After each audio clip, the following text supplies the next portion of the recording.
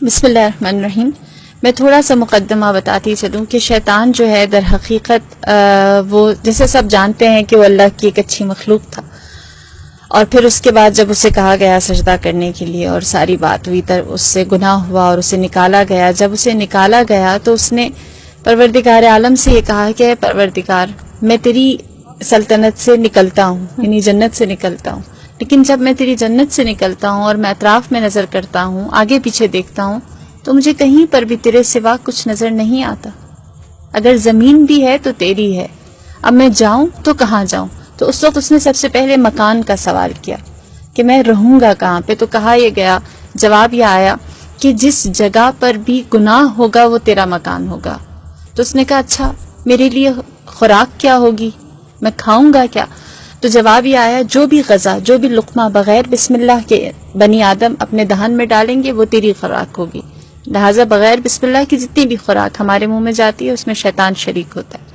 پھر اس کے بعد اس نے کہا اچھا اگر مجھے پیاس لگے تو میں کیا پیوں؟ تو کہا تیری لیے جو ہم نے مشروب رکھا ہے وہ شراب ہے. پھر اس نے سوال کیا اور کہا کہ تو نے انسان کے لیے کتاب اتاری ہے، مجھے بھی کوئی کتاب دے. ان کے لیے قرآن ہے، زبور ہے، انجیل ہے، تورات ہے. تو اس وقت کہا یہ گیا کہ تمہارے لیے جادو ٹونا کی کتاب ہے. پھر اس نے سوال کیا اور کہا کہ تو نے انسان کے لیے دعا کا راستہ رکھا ہے، وہ جو 4 سمتوں سے اس کے اختیار دیا گیا ہے، اور اللہ نے جو 2 سمتیں انسان کے لیے رکھی، ایک دعا اور دوسرا سجدہ ہے. صحیح. تو ان کو ہتھیار دیا ہے دعا کا اور سجدے کا، مجھے بھی ہتھیار چاہیے.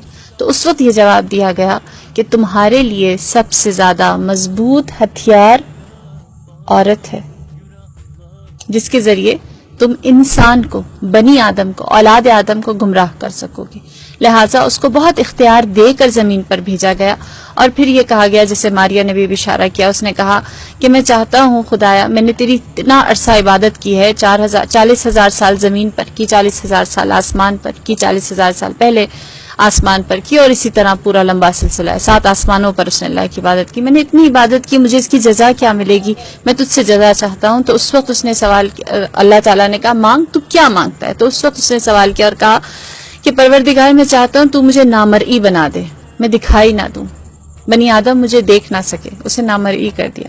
پھر اس نے کہا کہ مجھے اس بات کا اختیار دے کہ میں جو انسان کے ذہن میں خیالات خطور کرتے ہیں اس میں وسوسہ ڈال سکوں. لہٰذا اسے یہ اختیار بھی دے دیا گیا.